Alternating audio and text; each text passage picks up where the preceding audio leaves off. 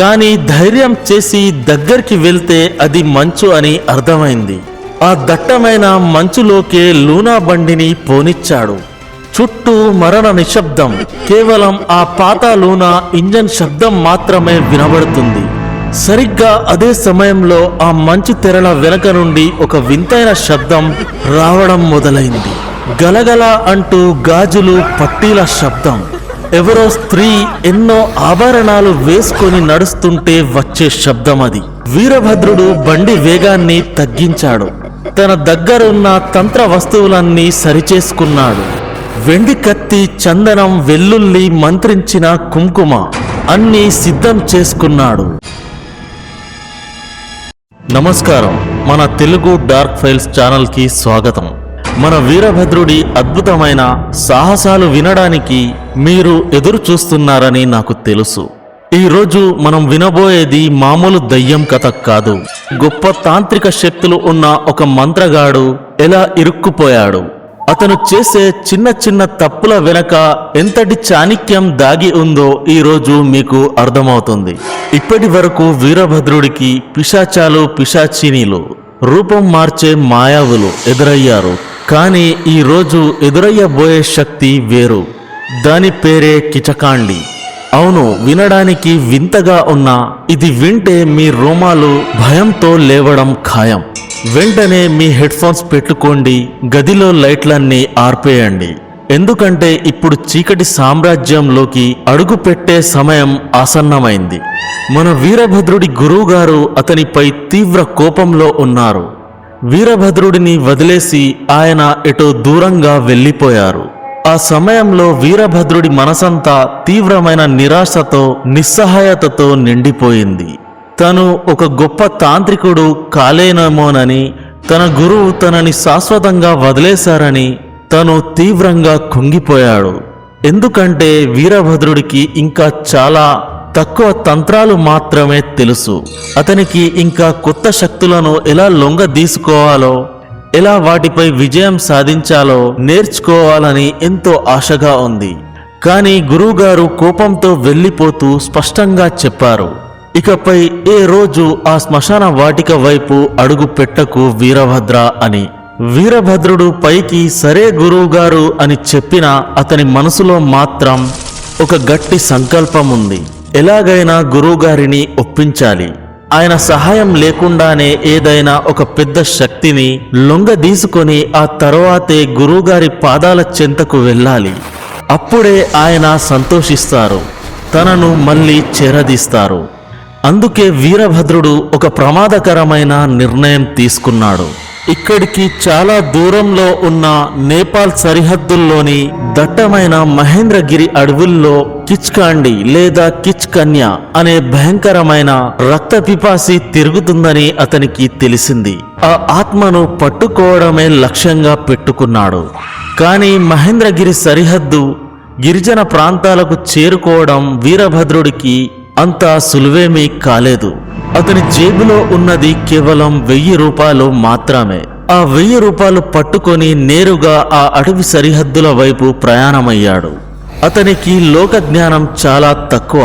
ఆ ప్రాంతానికి వెళ్ళాలంటే ప్రత్యేకమైన పాస్లు, పర్మిట్లు కావాలని ఎవరో చెబితే ఏవేవో ప్రభుత్వ కార్యాలయాల చుట్టూ తిరగడం మొదలుపెట్టాడు. ఆ దారిలో ఉన్న కొంతమంది మోసగాళ్ళు వీరభద్రుడి అమాయకత్వాన్ని చూసి అక్కడ కిచకాండి తిరుగుతుంది, ఆ ప్రాంతానికి వెళ్ళాలంటే లైసెన్స్ కోసం 5 లక్షల రూపాయలు కట్టాలి అని భయపెట్టారు. వీరభద్రుడు రోజంతా ఆ ఆఫీసుల చుట్టూ తిరిగి అలసిపోయాడు. 5 లక్షలు ఎక్కడి నుండి తేవాలా అని తలపట్టుకున్నాడు. సరిగ్గా అదే సమయంలో రోడ్డు పక్కన కూర్చున్న ఒక 90 ఏళ్ల వృద్ధురాలు వీరభద్రుడిని చూసి పిలిచింది, ఒరే పిచ్చివాడా, ఆ అడవిల్లోకి వెళ్ళడానికి ఏ పాస్లు అక్కర్లేదు. కేవలం నీ ఆధార్ కార్డ్ చూపిస్తే గిరిజన చెక్ పోస్ట్ దాటనిస్తారు. నిన్ను వాళ్ళంతా మోసం చేస్తున్నారని చెప్పింది. ఆ మాట వినగానే వీరభద్రుడికి ఒళ్ళు మండిపోయింది. ఆ మోసగాళ్లను గట్టిగా బూతులు తిట్టాలనుకున్నాడు. కానీ సరిగ్గా అదే సమయంలో అతనికి తన గురువుగారి మాటలు గుర్తొచ్చాయి. నోటి నుండి అపశబ్దాలు రాకూడదు, అది మంత్రశక్తిని తగ్గిస్తుంది. ఆయన చెప్పిన మాటలు గుర్తొచ్చాయి. దాంతో ఒక వింత ఉపాయం ఆలోచించాడు. జేబులో నుండి ఒక 10 రూపాయల నోటు తీసి అక్కడే ఆడుకుంటున్న ఒక చిన్న పిల్లాడి చేతిలో పెట్టాడు. బాబు ఆ ఆఫీస్లో ఉన్న వాళ్ళ వైపు చూసి నేను చెప్పే తిట్లు గట్టిగా అరువు అన్నాడు. ఆ పిల్లాడు 5 నిమిషాల పాటు వీరభద్రుడు చెప్పిన తిట్లన్నీ గట్టిగా తిట్టాడు. అది చూసి వీరభద్రుడి మనసు శాంతించింది. అమ్మయ్యా, నేను తిట్టలేదుగా, ఆ పిల్లాడితో తిట్టిచ్చాను అని తన మనసుని సమాధానపరుచుకొని ఆధార్ కార్డ్ చూపించి చెక్ పోస్ట్ దాటేశాడు. చెక్ పోస్ట్ దాటి అడవి ప్రాంతంలోకి అడుగు పెట్టేసరికి వీరభద్రుడి దగ్గర ఉన్న డబ్బులన్నీ అయిపోయాయి. అక్కడున్న చిన్న పట్టణంలో విపరీతమైన ఖర్చులు ఉన్నాయి. అక్కడ ఉండడం తన వల్ల కాదని గ్రహించాడు. అడుక్కుంటూ ఎన్నాళ్ళు బతుకుతాడు. అందుకే కిచ్కాండి తిరిగే అసలైన ప్రాంతాన్ని వెతకడం మొదలుపెట్టాడు. ఆ అడవి మధ్యలో ఒక చిన్న గిరిజన గ్రామం ఉందని, దాని పక్క నుండి వెళ్లే ఒంటరి మట్టి రోడ్డుపైనే రాత్రిపూట ఆ కిచుకన్య కనిపిస్తుందని కొందరు చెప్పారు. ఊర్లోకి అడుగు పెట్టగానే వీరభద్రుడు తన రొమ్ము విరిచి గంభీరంగా నిలబడి గట్టిగా అరిచాడు. ఓ గ్రామ ప్రజలారా, మిమ్మల్ని ఆ కిచకాండి బీభత్సం నుండి కాపాడ్డానికి ఈ వీరభద్రుడు ఇక్కడికి వచ్చాడు. కానీ ఆ ఊరి వాళ్ళు ఎవ్వరూ అతడిని కనీసం పట్టించుకోలేదు. దాంతో వీరభద్రుడికి ఒక ఆలోచన వచ్చింది. ఊరి మధ్యలో ఉన్న చిన్న చౌరస్తా దగ్గరికి వెళ్లి ఎండిపోయిన కర్రెలన్నీ ఒకే చోట చేర్చి పెద్ద మంట పెట్టాడు. దానిపై పచ్చాకులు వేసి విపరీతమైన పొగలేపాడు. ఆ పొగ ఊరంతా కమ్మేస్తుండగా గట్టిగా కేకలు వేయడం మొదలుపెట్టాడు. నేను ఇక్కడ ఘోర తాంత్ర సాధన చేయబోతున్నాను. నా శక్తులతో ఆ కిచకాండిని బంధించి మీ కష్టాలు తీరుస్తానని. ఇక్కడే ఒక విచిత్రం జరిగింది. ఆ ఊరి ప్రజలు కిచకాండి పెట్టే కష్టాల కంటే వీరభద్రుడు తెచ్చిన ఈ పొగ వల్లే ఎక్కువ ఊపిరాడక చచ్చిపోయే పరిస్థితికి వచ్చారు. ఆ ఊరిలో ఇళ్లన్నీ పూరి గుడిసెలు, చెక్కతో కట్టినవి. ఆ మంట ఎక్కడ ఇళ్లకు అంటుకుంటుందేమోనని గ్రామస్తులంతా కోపంతో ఊగిపోయారు. వందల కొద్దిగా బకెట్లతో నీళ్లు తెచ్చి ఆ మంటలపై చల్లి ఆపేశారు.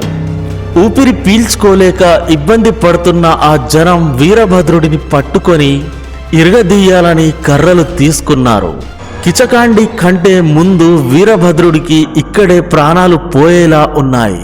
సరిగ్గా అదే సమయంలో అక్కడికి ఒక వృద్ధ సాధువు వచ్చారు. ఆయన చాలా ప్రశాంతమైన ముఖవర్చస్సుతో ఉన్నారు. ఆ కోపంగా ఉన్న జనాన్ని ఆపుతూ, ఆగండి, ఇతన్ని కొట్టడం వల్ల ఎలాంటి ఉపయోగం లేదు. ఇతని మనస్తత్వం ఎలాంటిదో నేను చదవగలను. వీడిని వదిలేయండని చెప్పారు. గ్రామస్తుల నుండి త్రూటిలో ప్రాణాలు దక్కించుకున్న వీరభద్రుడికి అర్థమైంది, ఆ కిచకాండి కూడా తనని ఇంతలా కొట్టేది కాదేమో, వీళ్ళు కొడితే చనిపోయేవాడనని అనుకుంటూ నేరుగా ఆ సాధువు పాదాల మీద పడ్డాడు. స్వామి, మీరు చాలా మంచివారు, దయామయులు అన్నాడు. దానికి ఆ సాధువు నవ్వుతూ, నువ్వు కూడా మంచివాడివే వీరభద్ర, కానీ నీ మూర్ఖత్వమే నీ మంచితనాన్ని మూసేస్తుంది అన్నారు. వీరభద్రుడు వెంటనే ధన్యవాదాలు స్వామి అన్నాడు. ఆ సాధువు ఆశ్చర్యపోతూ, నేను నిన్ను పొగడలేదు, తిట్టాను, దానికి ధన్యవాదాలు చెబుతావేంటి? వీరభద్రుడు అంతే అమాయకంగా నన్ను తిట్టినా పొగిడినా మాట్లాడుతున్నది నా గురించే కదా స్వామి, అందుకే థ్యాంక్స్ అన్నాడు. ఆ సాధువు గట్టిగా నవ్వేసి, నువ్వు చాలా విలక్షణమైన వాడివి అన్నారు. దానికి వీరభద్రుడు, విలక్షణమైన వాడిని మాత్రమే కాదు స్వామి, కాబోయే మహాతాంత్రికుడిని కూడా అని కాలర్ ఎగిరేస్తాడు. సాధువు కొద్దిగా సీరియస్ అవుతూ, సరే, నీ గొప్పలు తర్వాత చెప్పుకోవచ్చు, కానీ అసలు ఇంత దూరం ఎందుకు వచ్చావో చెప్పు అన్నారు. వీరభద్రుడు చాలా గర్వంగా, నేను కిచకాండిని అంతమొందించడానికి వచ్చాను స్వామి అని చెప్పాడు. ఆ మాట వినగానే సాధువు ముఖంలో ఒక వింత నవ్వు కనిపించింది. ఆయన వీరభద్రుడిని ఒక పెద్ద మర్రి చెట్టు కిందికి తీసుకెళ్లి, చావాలని ఉందా? అంత దూరం నుండి ఇక్కడికి చావడానికే వచ్చావా? నీ సొంత ఊరిలో ఏదైనా చిన్న దయ్యం చేతిలో చావాల్సింది, ఇంత దూరం ఎందుకు వచ్చావు అన్నారు. వీరభద్రుడు అస్సలు తగ్గకుండా, నేనంతా తేలికగా చావను స్వామి, ఈ భూమి మీద ఉన్న వింత వింత దుష్ట శక్తులను నాశనం చేయడానికే నేను పుట్టాను అన్నాడు. సాధువు నిట్టూరిస్తూ, నువ్వెందుకు పుట్టావో నాకు తెలియదు, కానీ ఆ కిచకాండి ముందుకు వెళ్తే నీకు చావు కళ్ళకు కనిపిస్తుంది, అది సాధారణమైన ప్రేతాత్మ కాదు అని హెచ్చరించారు. దానికి వీరభద్రుడు తన పాత కథలన్నీ చెప్పడం మొదలుపెట్టాడు. స్వామి, నన్ను ఒక కర్ణ పిశాచం ఏమీ చేయలేకపోయింది. నేను ఎన్నో భూతాలను పిశాచాలను పట్టుకొని నా జేబులో వేసుకున్నాను. ఒకసారి ఒక పెద్ద మంత్రగాడితో తలపడితే అతనే నన్ను క్షమించమని అడిగాడు అంటూ తన గొప్పలన్నీ చెప్పుకుంటూ పోయాడు. ఆ సాధువు గారు చాలా ప్రశాంతంగా కూర్చొని అవన్నీ విన్నారు. వీరభద్రుడు చెప్పడం ఆపిన తర్వాత సాధువు గారు నవ్వుతూ, ఇంకేమైనా ఉంటే చెప్పు వీరభద్ర, బాగా అబద్ధాలు చెప్తున్నావు అన్నారు. వీరభద్రుడు కొంచెం నొచ్చుకొని, స్వామి, నేను అబద్ధాలు చెప్పడం లేదు అన్నాడు. అప్పుడు సాధువు ముఖంలో నవ్వు మాయమైంది. ఆయన గంభీర స్వరంతో, సరే, ఆ విషయాలు పక్కన పెట్టు. ఆ కిచకాండి ఒక వింతైన శాపగ్రస్తమైన ఆత్మ. ఆ ప్రాంతంలోనే అది బంధించబడి ఉంది. దాని మనసంతా విపరీతమైన పగ, ద్వేషంతో నిండున్నాయి. తన కంటపడిన ఏ మొగాడిని అది ప్రాణాలతో వదలదు అని చెప్పారు. వెంటనే వీరభద్రుడు, స్వామి, అది ఎక్కడ ఉంటుందో ఆ రోడ్డు మార్గం చెప్పండి, మిగతాది నేను చూసుకుంటాను అన్నాడు. అదే సమయంలో వీరభద్రుడికి ఒక సందేహం వచ్చింది. ఈ సాధువు చాలా గొప్పవాడిలా ఉన్నాడు. తన కోపాన్ని పూర్తిగా అదుపులో ఉంచుకున్నాడు. తాను ఇన్ని పిచ్చి మాటలు మాట్లాడినా ఆయన కోప్పడలేదు. అంటే ఈయనకు కూడా శక్తులున్నాయి. స్వామి, మీరు చూస్తే చాలా శక్తివంతుల్లా ఉన్నారు. మరి ఆ కిచకాండిని మీరే ఎందుకు అంతమొందించకూడదు? ఈ ఊరి ప్రజలను ఎందుకు కాపాడరు అని అడిగాడు. సాధువు నిశ్శబ్దంగా అడవి వైపు చూస్తూ, ఎవరి రాతలో ఏం రాసుంటే అదే జరుగుతుంది వీరభద్ర. నేను ఆ కిచకాండిపై కూడా దౌర్జన్యం చేయాలనుకోవడం లేదు. ఎందుకంటే దాని జీవితంలో ఘోరమైన అన్యాయం జరిగింది. ఆ అన్యాయానికి అది పగ తీర్చుకుంటుంది. నేను దాన్ని చంపి పగను అంచాలనుకోవడం లేదు. దాని విధి అది చూసుకుంటుంది. నా విధి నాకు తెలుసు. అందుకే దానికి నాకు ఎప్పటికీ యుద్ధం జరగదు అని తత్వశాస్త్రం చెప్పారు. వీరభద్రుడు మాత్రం, మీరు చేయకపోతే నేను చేస్తాను స్వామి, దాన్ని ముక్కలు ముక్కలు చేస్తాను అన్నాడు. సాధువు ఏదో చెప్పబోతుండగా అప్పటికే చీకటి పడడం మొదలైంది. వీరభద్రుడు ఆ తొందరలో, అది ఎక్కడ కనిపిస్తుందో చెప్పండి స్వామి అనగా, ఇక్కడి నుండి అడవి గుండా వెళ్లే ఆ 45 కిలోమీటర్ల ఘాట్ రోడ్లోనే అది కనిపిస్తుంది అని సాధువు చెప్పారు. వీరభద్రుడు ఆ 45 కిలోమీటర్లు అనే మాట సరిగ్గా వినకుండా, అర్థం చేసుకోకుండానే రాత్రిపూట ఆ రోడ్డు మీద నడవడం మొదలుపెట్టాడు. నడుస్తూనే ఉన్నాడు. తెల్లారుతుంది, కానీ కిచకాండి ఎక్కడా కనిపించలేదు.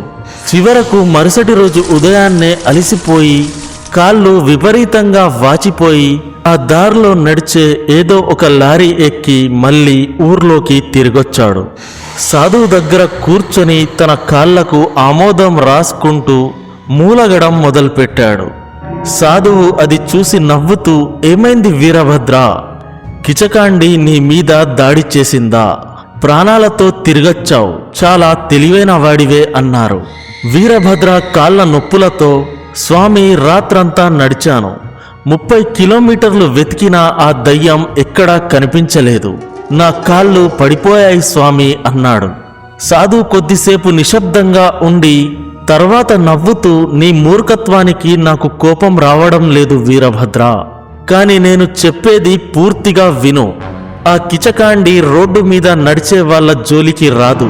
రాత్రిపూట ఆ రోడ్డు మీద వేగంగా వెళ్లే బైకులు, కార్ల మీద మాత్రమే దాడి చేస్తుంది. ఆ సాధువు కిచకాండి గురించి కొన్ని భయంకరమైన నిజాలు చెప్పడం మొదలుపెట్టారు. ఆ రోడ్డు మీద రాత్రిపూట బైకుల మీద వెళ్ళడానికి ఎవ్వరికీ ధైర్యం లేదు. ఎవరైనా కార్లలో వెళ్తుంటే అది సరిగ్గా రోడ్డు మధ్యలో ఎరుపు రంగు చీర కట్టుకొని నిలబడుతుంది. ఆ రోడ్డు చాలా ఇరుకైనది. పక్క నుండి కారు తీయడానికి వీలుండదు. చాలా మంది భయంతో దాన్ని గుద్దుకుంటూ వెళ్ళిపోవాలని కారు వేగం పెంచుతారు. కానీ అది ఎంత శక్తివంతమైనదో తెలుసా?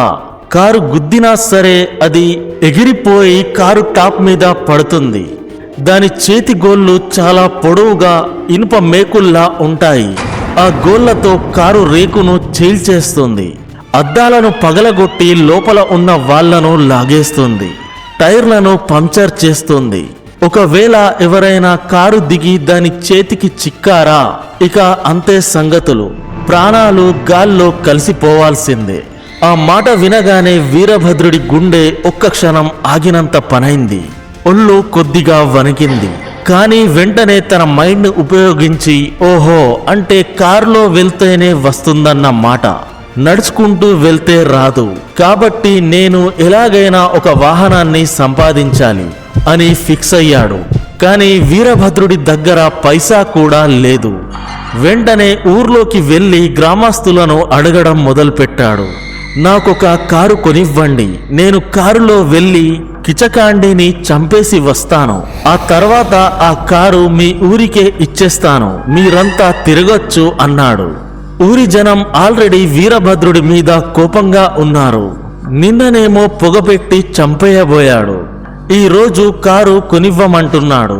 అడుక్కునే వాళ్ళు వస్తే పిడికిడు బియ్యం అడుగుతారు. కానీ వీడేంటి ఏకంగా కారు అడుగుతున్నాడు అని వాళ్ళు కర్రలు తీసుకొని కొట్టబోయారు. కానీ సాధువు గారితో వీరభద్రుడు మాట్లాడుతుండడం చూసి ఆయన మీద ఉన్న గౌరవంతో వీరభద్రుడిని వదిలేశారు. ₹1 కూడా ఎవ్వరూ ఇవ్వలేదు. వీరభద్రుడు నిరాశతో మళ్ళీ సాధువు దగ్గరికి వచ్చి తన బాధ చెప్పుకున్నాడు. అప్పుడు సాధువు, నీ దగ్గర ఉన్న దాంట్లో నువ్వు సర్దుకుపోవాలి వీరభద్ర. నీ అకౌంట్లో ఎంతో కొంత డబ్బు ఉండే ఉంటుంది కదా, అది డ్రా చేసి నీ స్తోమతకు తగ్గట్టు ఏదైనా కొనుక్కో, అంతేగాని ఇతరులను యాచించకు అని కొంచెం గట్టిగా చెప్పారు. ఆ స్తోమత అనే మాట వీరభద్రుడి అహాన్ని దెబ్బతీసింది. కోపంతో ఊగిపోతూ పాత బైకులు, కార్లు అమ్మే ఒక డీలర్ దగ్గరికి వెళ్ళాడు. నాకు ఈ ప్రపంచంలోనే అత్యంత చౌకైన కారు చూపించు అన్నాడు. ఆ డీలర్ ఒక పాత తుప్పు పట్టిన పేపర్లు లేని కారును చూపించి 5,000 అన్నాడు. కానీ వీరభద్రుడి స్తోమత ఆ 5,000 కారును కొనడానికి కూడా సరిపోదు. దీనికంటే తక్కువది లేదా అని అడగడంతో ఆ డీలర్ విసుగు చెంది, నడు, ఇక్కడి నుండి వెళ్ళు అని వీరభద్రుడిని గెంటేశాడు. చివరకు వీరభద్రుడు ఆలోచించాడు.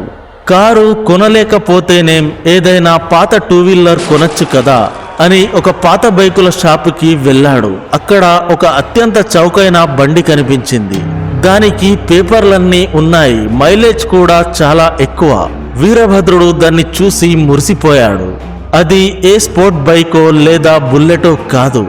అది ఒక పాతకాలపు పెడల్ ఉన్న లూనా. అవును, లూనా మోపెడ్. పెడల్స్ తొక్కుకుంటూ వెళ్లే లూనా బండి అది. వీరభద్రుడు దాన్ని కొనేశాడు. అతని మనసులో ఒక అద్భుతమైన ప్లాన్ ఉంది. దీంట్లో పెట్రోల్ అయిపోయినా సరే సైకిల్ లాగా పెడల్లు తొక్కుకుంటూ వెళ్ళిపోవచ్చు. పెట్రోల్ ఖర్చు మిగులుతుంది. ఒకవేళ ఆ కిచకాండి వెంట పడితే పెడల్స్ ఎంత గట్టిగా తొక్కితే అంత స్పీడ్గా బండి పరిగెడుతుంది అని తానే ఊహించుకున్నాడు. గంటకు 150 కిలోమీటర్ల స్పీడ్లో వెళ్ళిపోవచ్చు అని భ్రమపడుతూ ఆ లూనా బండిని డక్ డక్ డక్ మంటూ స్టార్ట్ చేసి ఊర్లోకి తోలుకుంటూ వచ్చాడు. వీరభద్రుడు ఆ లూనా బండి వేసుకొని సాధువు ముందుకు రాగానే ఆయన ఒకసారి వీరభద్రుడి వైపు చూసి ఒకసారి ఆ లూనా వైపు మార్చి మార్చి చూశారు. తల పట్టుకొని, వీరభద్ర, దీని మీద వెళ్తావా? ఆ కిచకాండి చేతిలో చావడానికి అన్నారు. దానికి వీరభద్రుడు, చావడానికి కాదు స్వామి, దాన్ని చంపడానికి. వాహనాల మీదే వెళ్తేనే కదా అది దాడి చేస్తుంది, అందుకే దీని మీద వెళ్తున్నా అన్నాడు. సాధువు నవ్వాపుకుంటూ, అసలు దీన్ని ఏ కేటగిరీలో వెయ్యాలి? కారా, బైకా లేక సైకిలా? ఒకవేళ అది నీ వెనక పడితే దీని మీద ఎలా పారిపోతావు?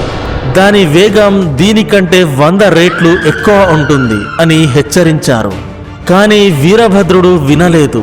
నా కాళ్లలో చాలా బలం ఉంది స్వామి, పెడల్ తొక్కి విమానంలా పరిగెత్తిస్తా అని చెప్పి రాత్రి 12 గంటల సమయంలో ఆ లూనా బండి స్టార్ట్ చేశాడు. చీకటి దట్టంగా కమ్ముకుంది. అడవి మార్గంలో లూనా నడుపుకుంటూ వెళ్తున్నాడు.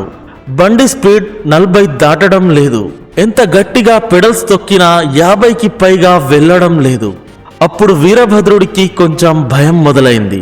నిజంగానే దయ్యం వెనుక పడితే నా పని గోవిందా అనుకున్నాడు. కానీ వెనక్కి తగ్గలేదు. సరిగ్గా ఘాట్ రోడ్ మధ్యలోకి వచ్చేసరికి వాతావరణం ఒక్కసారిగా మారిపోయింది. రోడ్డుపై దట్టమైన పొగమంచు కమ్ముకుంది. ఎంతలా అంటే ఎదురుగా ఒక తెల్లటి గోడలా నిలబడినట్టు ఉంది. వీరభద్రుడు బండాపి అదేంటి రోడ్డు మధ్యలో ఎవడో తెల్లటి గోడ కట్టేశాడు, ఇక వెనక్కి వెళ్ళిపోదామా అని ఆలోచించాడు. కానీ ధైర్యం చేసి దగ్గరికి వెళ్తే అది మంచు అని అర్థమైంది. ఆ దట్టమైన మంచులోకే లూనా బండిని పోనిచ్చాడు. చుట్టూ మరణ నిశ్శబ్దం. కేవలం ఆ పాత లూనా ఇంజన్ శబ్దం మాత్రమే వినబడుతుంది. సరిగ్గా అదే సమయంలో ఆ మంచు తెరల వెనక నుండి ఒక వింతైన శబ్దం రావడం మొదలైంది. గలగల అంటూ గాజులు, పట్టీల శబ్దం. ఎవరో స్త్రీ ఎన్నో ఆభరణాలు వేసుకొని నడుస్తుంటే వచ్చే శబ్దం అది. వీరభద్రుడు బండి వేగాన్ని తగ్గించాడు. తన దగ్గరున్న తంత్ర వస్తువులన్నీ సరిచేసుకున్నాడు. వెండి కత్తి, చందనం, వెల్లుల్లి, మంత్రించిన కుంకుమ అన్నీ సిద్ధం చేసుకున్నాడు. ఒకవేళ అది దయ్యం కాకుండా నిజంగానే ఏదైనా దొంగల ముఠాకు చెందిన ఆడదైతే తన మంత్రాలు పనిచేయవు కాబట్టి కళ్ళల్లో చల్లడానికి మిరప పొడి కూడా రెడీగా పెట్టుకున్నాడు. అలా వెళ్తుండగా సరిగ్గా బండి పక్కనే మంచులో నుండి ఒక భయంకరమైన ఆకారం కనిపించింది. ఎరుపు రంగు చీర కట్టుకున్న ఒక స్త్రీ రూపం. కానీ అది నడవడం లేదు. బండి వేగానికి సమానంగా పరిగెడుతుంది. అది తన చీరను పైకి కట్టుకొని ఉంది. భయంకరమైన విషయం ఏంటంటే దాని పాదాలు వెనక్కి తిరుగున్నాయి. ముఖం వికృతంగా, కళ్ళు నెత్తురు కక్కుతున్నట్టు ఉన్నాయి. వీరభద్రుడికి అర్థమైంది, ఇది దొంగల ముఠా కాదు, అసలైన కిచకాండి. కిచకాండిని చూడగానే వీరభద్రుడు లూనా బండి పెడల్స్ ని విపరీతమైన వేగంతో తొక్కడం మొదలుపెట్టాడు. బండి ఎలాగోలా 60 స్పీడ్కి చేరింది. అది కూడా వదలకుండా పక్కనే పరిగెడుతుంది. ఒక్కసారిగా ఆ కిచకాండి గాల్లోకి లేచి వీరభద్రుడి మీదికి దూకింది. వీరభద్రుడు కింద పడిపోయాడు. కానీ వెంటనే సినిమాల్లో హీరోల్లా స్టంట్లు చేస్తూ లేచి నిలబడ్డాడు. రా తేల్చుకుందాం అని గట్టిగా అరుస్తూ జేబులో నుండి చందనం, వెల్లుల్లి తీసి మంత్రం చదివి దాని మీద కొట్టాడు. కానీ ఆ చందనం ముక్కలు దాని తలకు తగిలి కింద పడిపోయాయి. కిచకాండి వికృతంగా నవ్వడం మొదలుపెట్టింది. ఈ చిన్న కర్ర ముక్కలతో నన్ను చంపుతావా అన్నట్టు చూసింది. వెంటనే వీరభద్రుడు తన గురువుగారి దగ్గర అప్పు తీసుకున్న చిన్న వెండి కత్తిని తీశాడు. ఇప్పుడు చూడు నా తడాక అంటూ ముందుకు దూకి ఆ కత్తిని దాని పొట్టలో పొడిచాడు. కత్తి లోపలికి దిగింది. కానీ ఆ కిచకాండికి ఏమీ కాలేదు. దానికి అస్సలు నొప్పి తెలియడం లేదు. ఆ కిచకాండికి 2 చేతులున్నాయి. కానీ ఒక చెయ్యి మామూలుగానే ఉంది. రెండో చెయ్యి మాత్రం కేవలం ఒక ఎముకల గూడులా ఉంది. దానిపై మాంసం లేదు. కేవలం తెల్లటి ఎముకలు మాత్రమే ఉన్నాయి. అది కోపంతో ఆ ఎముకల చేతితో వీరభద్రుడి చెంప మీద ఒక్కటిచ్చింది. ఆ దెబ్బకు వీరభద్రుడు 5 అడుగుల దూరంలో పడిపోయాడు. ఎముకల దెబ్బ ఎంత గట్టిగా తగిలిందంటే వీరభద్రుడి ముఖం మీద ఆ ఎముకల గుర్తులు పడి రక్తం రావడం మొదలైంది. వీరభద్రుడు లేచి నిలబడి, ఇది చీటింగ్. మాంసం ఉన్న చేతితో కొట్టకుండా ఆ ఎముకలు ఉన్న చేతితో కొడతావేంటి? నాకైతే 2 చేతులకు మాంసం ఉంది. నీకు దమ్ముంటే మాంసం ఉన్న చేతితో కొట్టు అని అరిచాడు. దానికి ఆ కిచకాండికి మరింత కోపం వచ్చి ఇంకో దెబ్బ కంటి మీద కొట్టింది. అది దెబ్బలా లేదు, ఎవరో పెద్ద ఇనుప రాడ్డుతో కొట్టినట్టుంది. వీరభద్రుడికి మైండ్ బ్లాక్ అయింది. తన వెండి కత్తి పనిచేయడం లేదు, చందనం పనిచేయడం లేదు. వెంటనే మిరప పొడి తీసి మంత్రం చదివి గాల్లోకి విసిరాడు. ఆ పొగ కమ్ముకునేసరికి కిచకాండి అక్కడి నుండి మాయమైంది. వీరభద్రుడు చుట్టూ చూస్తుండగానే ఒక్కసారిగా వెనుక నుండి ఆ ఎముకల చేయి వచ్చి వీరభద్రుడు వీపు మీద గీరింది. వీరభద్రుడి చొక్కా చిరిగిపోయింది. వీపుపై ఘోరమైన గాయాలయ్యాయి. కిచకాండి ఒక చోట నిలబడకుండా మాయమవుతూ వెనుక నుండి పక్క నుండి దాడులు చేస్తుంది. వీరభద్రుడికి గురువుగారు చెప్పిన కొన్ని ఆత్మరక్షణ మంత్రాలు గుర్తొచ్చాయి. వెంటనే ఒక ఎర్రటి దారాన్ని తన చేతికి కట్టుకొని కళ్ళు మూసుకొని మంత్రం చదువుతూ తన చుట్టూ మంటలు పుట్టించాడు. ఆ మంటలను చూసి కిచకాండి కొంచెం దూరంగా జరిగింది. ఆ గ్యాప్ లో వీరభద్రుడు పరిగెత్తుకెళ్లి లూనా బండిని పైకి లేపి పెడల్స్ ని తన ప్రాణాలన్నీ పెట్టి తొక్కడం మొదలుపెట్టాడు. ఈసారి ఆ లూనా బండి స్పీడ్ 80-90కి వెళ్ళిపోయింది. భయంలో మనిషికి ఎంత శక్తి వస్తుందో ఆ బండికి అంతే స్పీడ్ వచ్చింది. కిచకాండి వెనుక వస్తున్న వీరభద్రుడు మంత్రాలు చదువుతూ ఉండడం వల్ల దాని శక్తులు కొంచెం తగ్గాయి. అది నేరుగా దాడి చేయలేకపోయింది. ఎట్టకేలకు ఆ అడవి దాటి మంచు తెరలను చీల్చుకుంటూ వీరభద్రుడు బయటపడ్డాడు. ఆ కిచకాండి అడవి సరిహద్దు దాటి రాలేకపోయింది. అమ్మయ్య అని ఊపిరి పీల్చుకున్నాడు వీరభద్రుడు. మరుసటి రోజు ఉదయం వీరభద్రుడు దెబ్బలతో నొప్పులతో సాధువు దగ్గరికి వచ్చాడా లేక ఆ అడవిలోనే అంతమయ్యాడా? వచ్చే ఎపిసోడ్లో తెలుసుకుందాం. అంతవరకు సెలవు.